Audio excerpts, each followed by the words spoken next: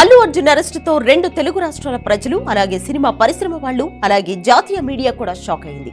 Allu Arjun pan India star అయిన తర్వాత ఈ స్థాయి పరిస్థితి వస్తుందని ఎవ్వరూ కలలో కూడా ఊహించుకోలేదు. ఒక రోజు పాటు జైల్లో ఉండాల్సిన దుస్థితి వస్తుందని కూడా ఎవ్వరూ కలగనలేదు. ఇలా అల్లు అర్జున్ అరెస్ట్ తర్వాత పరిస్థితులు చాలా వేగంగా మారాయి. బన్నీని ఎలాగైనా బయటకు తీసుకురావాలని సినిమా పరిశ్రమ పెద్దలు అలాగే అల్లు అర్జున్ తరపు లాయర్ నిరంజన్ రెడ్డి తీవ్ర స్థాయిలో ప్రయత్నాలు చేశాడు. 14 రోజుల రిమాండ్ విధించిన తర్వాత కూడా అల్లు అర్జున్ మధ్యంతర బెయిల్తో బయటకు తీసుకురావడం సంచలనమైంది. కోర్టులో సుదీర్ఘ వాదనల అనంతరం హైకోర్టు మధ్యంతర బెయిల్ మంజూరు చేస్తూ రెగ్యులర్ బెయిల్ కోసం నాంపల్లి కోర్టులోనే పిటిషన్ దాఖలు చేయాలని సూచించింది. అయితే ఇక్కడ అల్లు అర్జున్ కు నందమూరి బాలకృష్ణ అండగా నిలబడ్డారు.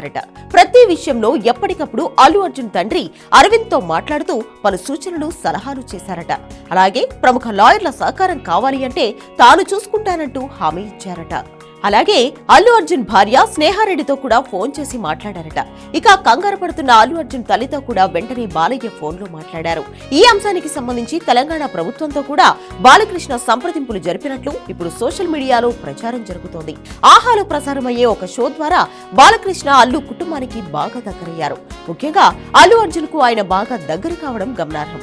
ఈ తరుణంలో అల్లు అర్జున్ బయటకు తీసుకొచ్చేందుకు బాలకృష్ణ కూడా తన వంతు ప్రయత్నాలు చేశారట.